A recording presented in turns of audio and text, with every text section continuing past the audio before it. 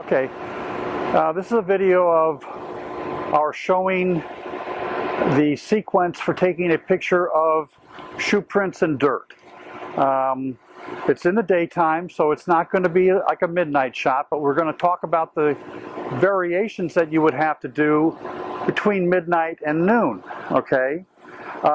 In this case, it's an examination quality photograph. So we've selected ISO 100, 1/60th of a second shutter speed, and f11 to avoid diffraction issues. The flash is on full manual, and then we'll be taking 10 pictures, one as is, without a scale. Then we'll add a scale. We're not going to do all these pictures because they're all duplicates of each other, but then you would add a scale on the same plane as the bottom or the deepest part of the print, and then take 3 pictures between each pair of legs. 3 pictures with the flash coming this way, 3 pictures with the flash coming this way, and 3 pictures with the flash coming this way. In each of the 10 shots, we're going to use a reflector. The purpose for the reflector is to bounce light back. Well, let me explain it this way.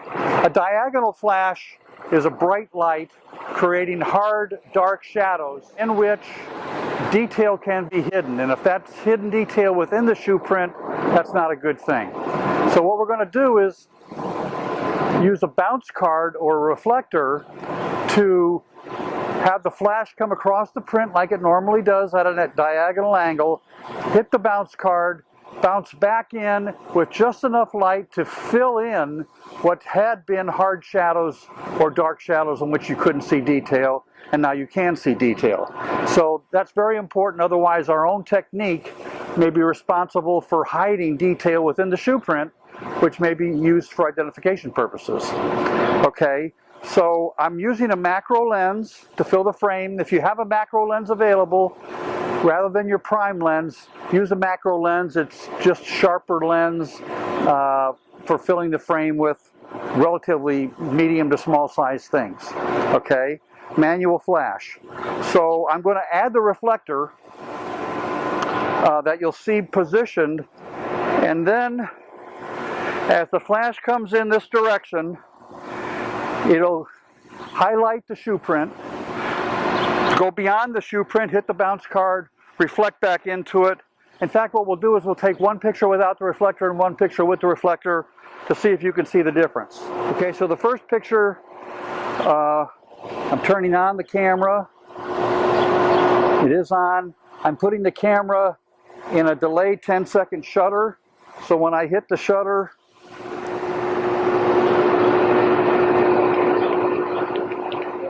it won't go off until 10 seconds later. I've got the flash set on at full manual flash. The appropriate distance for the flash is approximately 5 feet. So this cord will get me about like this, which is about 5 feet. And I don't know if you can see that, but that's where I'll be standing. So we just got to hope the wind doesn't blow everything away. Okay, so I'm hitting the shutter button. Oh, during this, I'm going to have an assistant hold a piece of cardboard up so that the sun is blocked totally over the area of the shoe print. Got to have the sun completely blocked for this photograph. Okay, so I'm hitting the shutter button now. I got 10 seconds to get ready.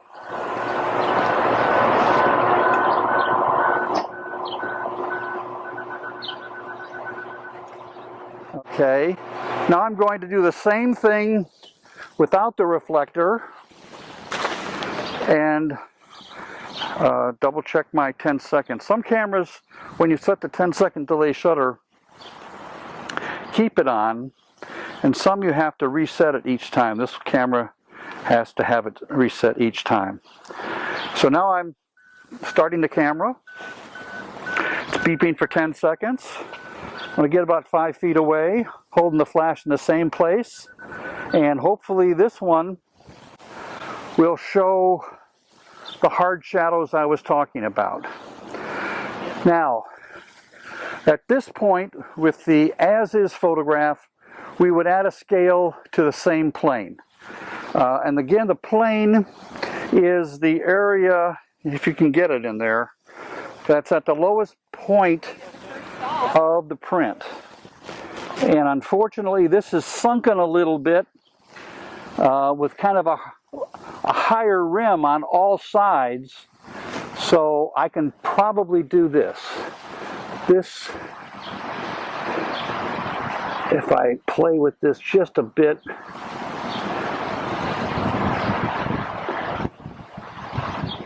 I'm not in the Shoeprint, but I can get the scale lower, as low as the depth of the print. Okay, that looks pretty good.